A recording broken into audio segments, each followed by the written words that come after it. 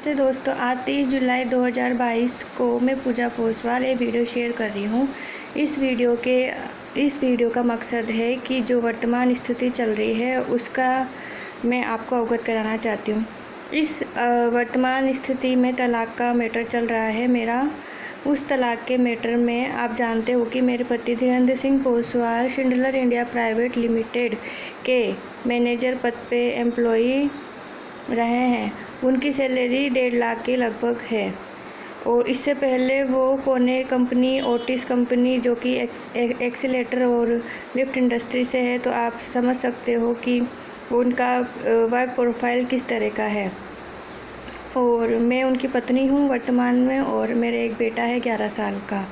तो जब तलाक का मैटर चल रहा है तो पति का कहना है कि उन्होंने नौकरी छोड़ दी है और नौकरी छोड़ दी है इस वजह से वो मुझे मंथली जो भी कोर्ट ने खर्चा बांधा है मेरा 20,000 रुपये इंटरिम वो नहीं दे सकते हैं और वो पैसे भी नहीं दे रहे हैं। और अगर वो देते भी हैं तो बहुत ही चक्कर कटाने के बाद और परेशान करने के बाद और बहुत ही ज़्यादा धक्के खाने के बाद कोर्ट के। तो यह एक सबूत है कोर्ट के सामने कि मुझे खर्चा अगर जो अकाउंट स्टेटमेंट्स और जो हमारे बैंक के जितने भी डिटेल्स हैं, मेरी पासबुक है, वो भी इस चीज़ को शो कर सकते हैं कि वो खर्चा नहीं दे रहे हैं, बहुत ही ज़्यादा परेशान कर रहे हैं।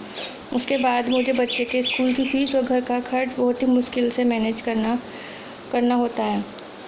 अब इतने ज़्यादा हरासमेंट के बाद 5 साल के बाद और इतनी ज़्यादा हरासमेंट के बाद अब मैंने ये डिसाइड किया है कि तलाक ले लिया जाए तो अच्छा है। ठीक है, तो अगर मैं तलाक नहीं लेती हूँ और मैं इसी घर में रहती हूँ तो उन्होंने मेरे ऊपर इस घर के अंदर आधे हिस्से के लिए और भटकल तहसील में मेरी सास ने सीनियर सिटीजन का केस, मतलब इतने सारे केस मेरे ऊपर डाले हुए हैं इस फ्लैट को लेकर। तो इस फ्लैट को लेकर सिर्फ इस फ्लैट को लेकर वो मुझे इतना ज़्यादा हरासमेंट कर रहे हैं।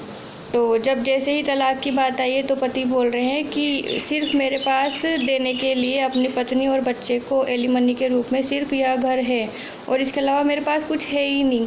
जबकि आप जानते हो कि धीरेंद्र सिंह पोसवाल एक एम्प्लॉई हैं मल्टीनेशनल कंपनी के और उनका पीपीएफ और उनका वर्क प्रोफाइल और उनके पास कितना पैसा है और कितने सालों से और वो कितना कमा रहे हैं, ये सबके सामने है। इसमें कोई छुपने वाली बात नहीं है कि वो उनके पास पैसा नहीं है, वो झूठ बोल रहे हैं।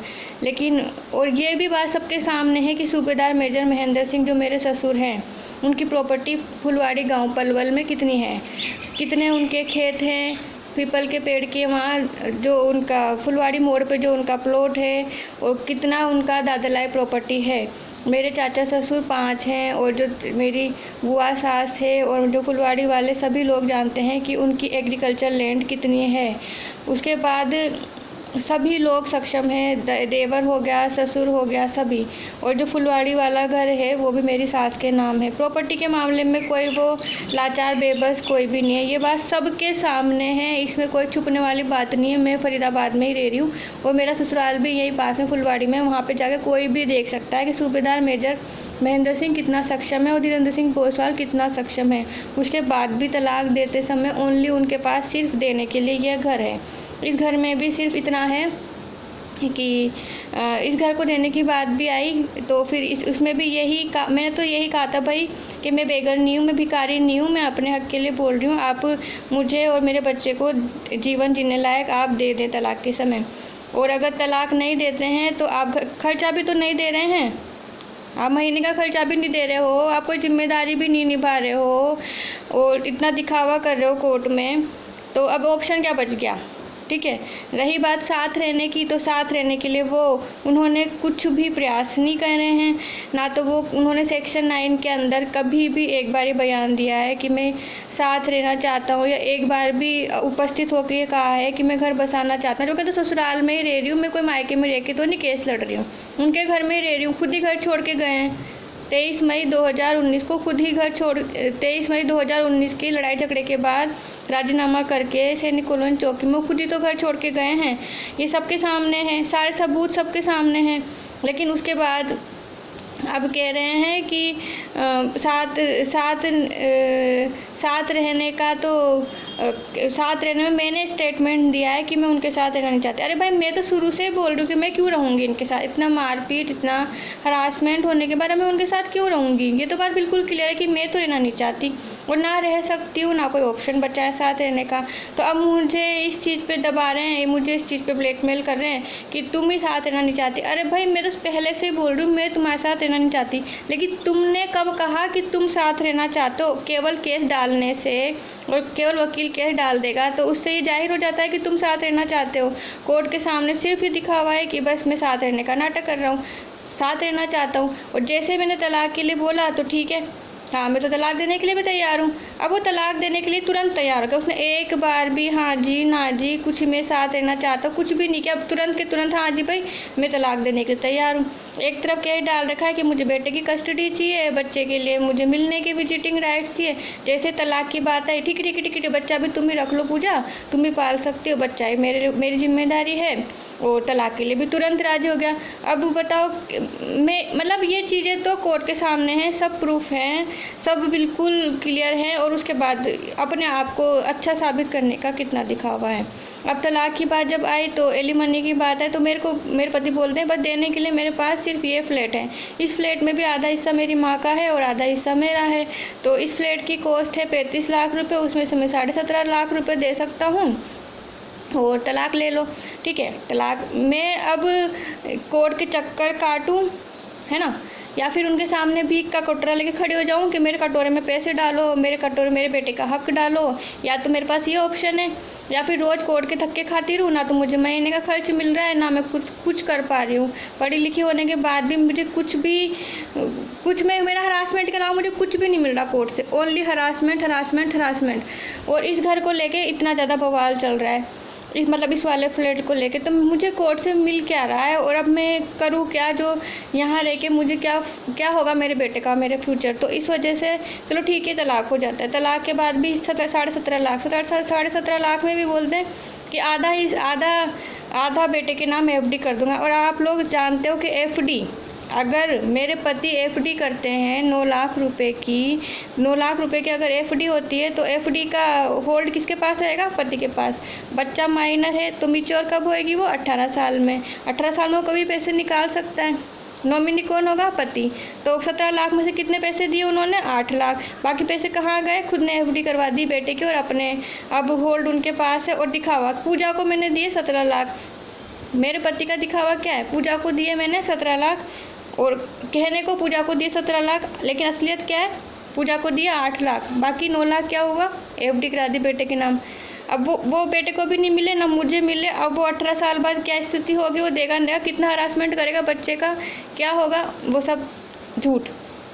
ठीक है, ये तो होगी इस वाली तलाक वाली स्थिति। अगर मैं तलाक ना दूँ तभी मेरा हरासमेंट है, तब इस घर में रहना मेरा एक दिन मुसीबत का पहाड़ है। और अगर मैं कहती हूँ कि भाई मैं 17 लाख में भी राजी नहीं हूँ, तो कि तुम तो भाई साथ रहने भी राजी नहीं हो, तुम तो म्यूचुअल तलाक देने में भी राजी नहीं हो। अब तुम एक काम करता हूँ, मैं तलाक का केस डाल देता हूँ। फिर वो डालेंगे एक तरफा तलाक का केस कि हाँ भाई मेरी पत्नी तो मेरे साथ म्यूचुअल तलाक देने में भी राजी नहीं है, मेरे पति तो मेरे साथ रहने में भी राजी नहीं है। तलाक से कहें, कोर्ट से कहेंगे कि भाई अब मुझे तलाक दिलाओ। तो ऐसी स्थिति में पति का कितना ज़्यादा ड्रामा चल रहा है तलाक को लेकर। और अगर मैं तलाक ना दूं तो फिर मेरा तो मुश्किल हो गया इस घर में रहना, बच्चे के पालना, 7,000 रुपये स्कूल की फ़ीस देना और खर्चे का खुद निकालना कितना मुश्किल काम है, लेकिन वो फिर भी मैं कर रही हूँ, मेरी जिम्मेदारी है। अब जैसे तलाक की बात है, मैंने सबसे डिस्कस किया और इस चीज़ को समझने की कोशिश की कि 17 लाख में या 8 लाख में जो भी पैसे हैं उसमें कैसे मैनेज किया जाए। तो किसी भी तरह से मैनेजमेंट हो नहीं पा रहा। कैलकुलेट करके भी देख लिया, 20,000 रुपये के हिसाब से भी हमारा 7.5 साल तक हम जी सकते हैं उस पैसे में। उसके अलावा हमें ही कुछ करना पड़ेगा। उस पैसे में हमारा कुछ नहीं हो सकता, बच्चे के नाम का भी कुछ नहीं हो सकता, बच्चे की पढ़ाई भी नहीं हो सकती, बच्चे का फ्यूचर भी नहीं है, मेरा भी नहीं है। मेरे नाम का तो कुछ है ही नहीं, बस ये इतना पैसे दे रहा हूँ। बाकी तू पढ़ी लिखी तो अपनी डिग्री को खा जा, अपनी किताबों को खा जा, तू पढ़ी लिखी अब तू कमा तू खा, ज़िंदगी बर्बाद मेरी। ठीक है, अब अब जिसको भी बोलो कि भाई हमें 17 लाख रुपए में हो रहा है, तलाक हो रहा है, तो हर बंदा बोलता है, हर एक बंदा बोलता है अरे चहेल का तो हिस्सा है, अरे चहेल का तो हक है, दादा लाई प्रॉपर्टी में भी बेटे पोते का हक होता है, और बच्चे को तो पूरे सब खर्चा मिलना चाहिए, पत्नी को भी खर्चा मिलना चाहिए, ऐसे होता है वैसे होता है। लोग अपना सजेशन देते हैं, अरे तुम इतने कम में तलाक दे रही हो। अरे अब इस चीज़ का भी सलूशन मैं पूछती हूँ, मैं बताती हूँ आपको कि अगर मैं अपनी सास से कहूँ कि आप अपने पोते को इस घर में रहने दो, क्योंकि आधा हिस्सा पति बोल रहे हैं कि उनका है और आधा हिस्सा बोल रहे हैं सास का है, तो सास जो दादा लाई प्रॉपर्टी के लिए लोग मुझे सजेशन दे रहे हैं, तो वो जो दादी वो हमें इस घर से खाली करवा रही है, वो दादी अपना आधा हिस्सा नहीं दे सकती बच्चे को 17 लाख रुपये का।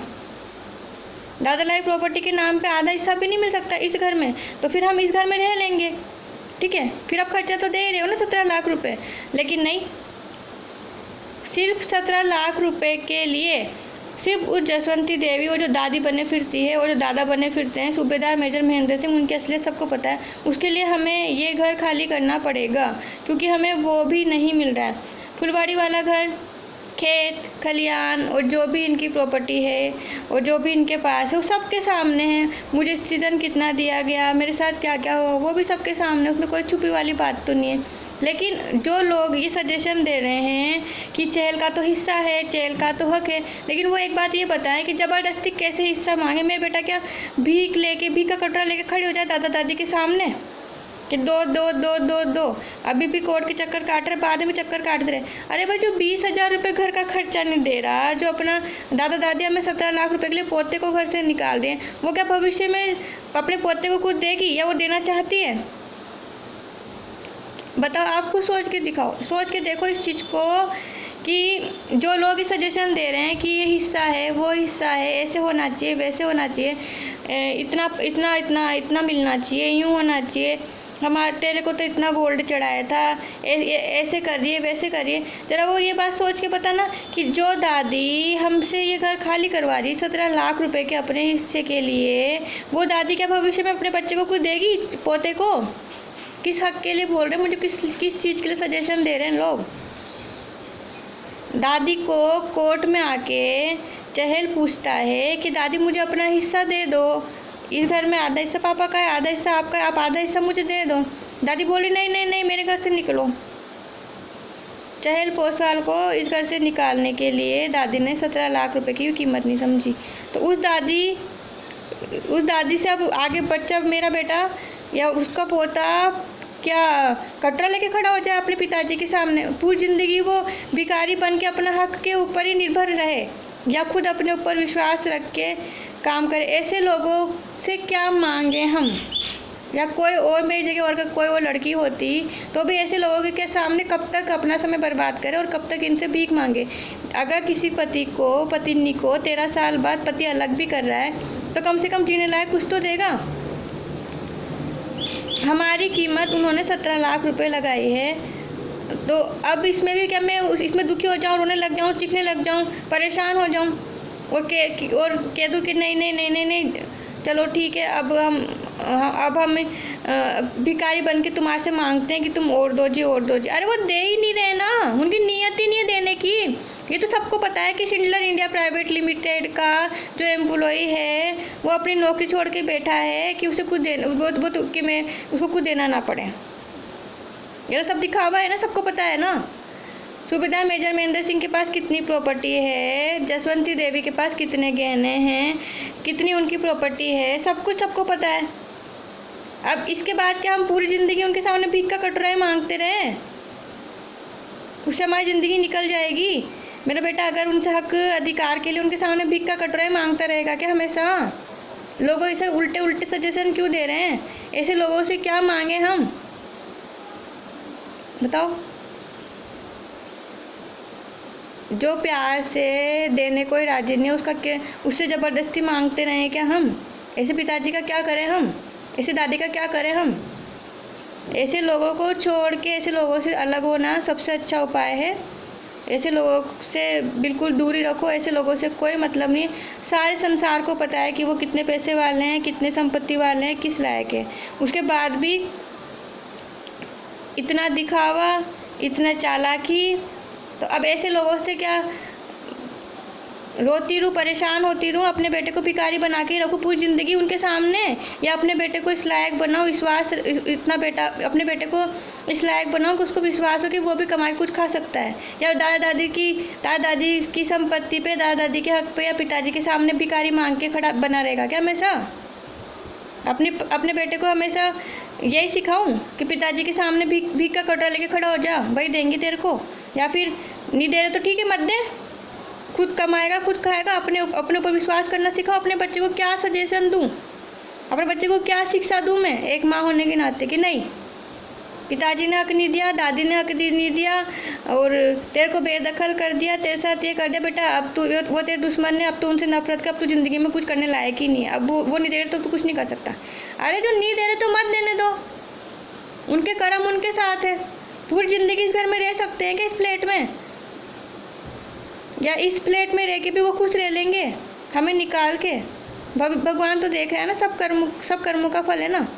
तो कम से कम जो लोग हमें स्टूपिड बेवकूफ़ वाले सजेशन दे रहे हैं कि हक है, अधिकार है, हमारा डिसीजन गलत है, कि नहीं नहीं नहीं नहीं नहीं तलाक मत दो, गले पे लिपट के रहो उसके सांप की तरह, नहीं दे रहा तब भी तुम भूखे मरते रहो।